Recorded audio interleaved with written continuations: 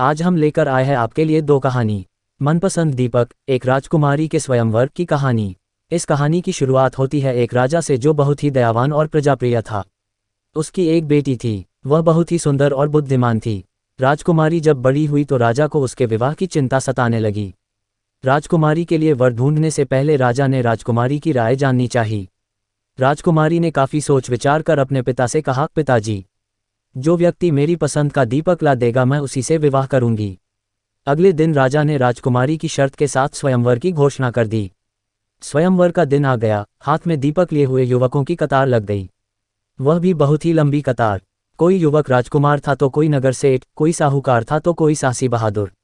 सबके पास तरह तरह के दीपक थे, छोटे बड़े, सोने चांदी के हीरे जवाहरात के जगमगाते सुंदर नक्काशी वाले दीपक। राजकुमारी सबके दीपक देखती हुई कतार के अंत तक जा पहुंची, मगर अब तक उसको मनपसंद दीपक नहीं मिला। लेकिन कतार के अंत में खड़े युवक के हाथ में कोई दीपक नहीं था। राजकुमारी ने उस युवक से पूछा, आप अपने साथ दीपक नहीं लाए? युवक ने दाएं बाएं देखा, थोड़ी सी गीली मिट्टी उठाकर एक गोला बनाया और फिर उसे बाएं हाथ में लेकर उसने अपने दाएं कोहनी से दबा दिया। मिट्टी का दीपक तैयार हो गया। राजकुमारी ने मुस्कुराकर वरमाला उस युवक के गले में डाल दी।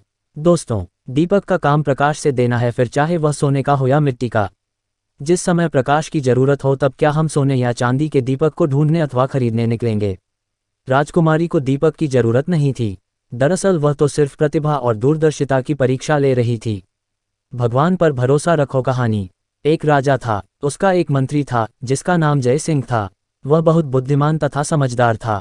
एक बार राजा के राज्य पर साथ वाले राज्य ने आक्रमण कर दिया। वह बहुत दुखी हुआ। वह अपनी जान बचाने के लिए गुप्त मार्ग से अपने मंत्री के साथ जंगल में पहुंच गया। उसके मंत्री को चाहे कोई दुख हो या सुख हो, वह हमेशा यही कहता कि परमात्मा जो करता है अच्छा ही करता है। परंतु राजा को यह बात अच्छी ना लगती, इसलिए जब भी वह मंत्री के मुख से यह बात सुनता तो जल भुन जाता। अब जब मंत्री और राजा अपनी जान बचाकर जंगल में पहुंचे तो मंत्री मन ही मन परमात्मा को धन्यवाद दे रहा था। उसने राजा से कहा, राजन, घबराने की क्या जरूरत है, ईश्वर पर भरोसा रखो, वह जो भी करता है अच्छा ही करता है। हमारी पराजय का कोई भेद होगा जो हमें अभी तक पता नहीं चल रहा है। राजा इस आशापूर्ण उत्तर से जल भुन गया।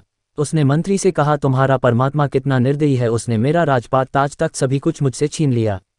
बातें करते काफी समय बीत गया। अंधेरा छाने लगा और फिर वर्षा भी होने लगी। मौसम में एकदम ठंड छा गई।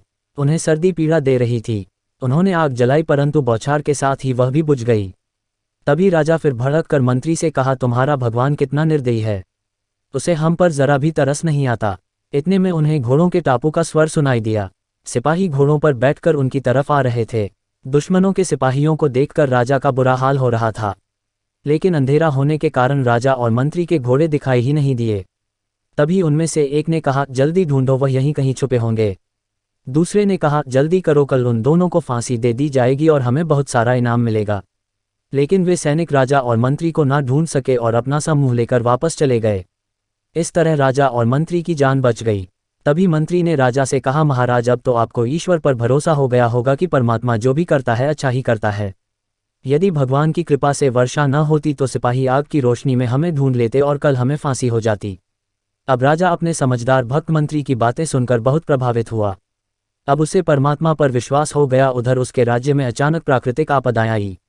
राजमहल में बैठा दुश्मन राजा महल के मलबे में दबकर ही मर गया। चारों ओर हाहाकार मच गई। उधर मंत्री और राजा दोबारा अपने राज्य में चले गए। बिना लड़े भिड़े ही उन्हें राज्य पुनः प्राप्त भी हो गया।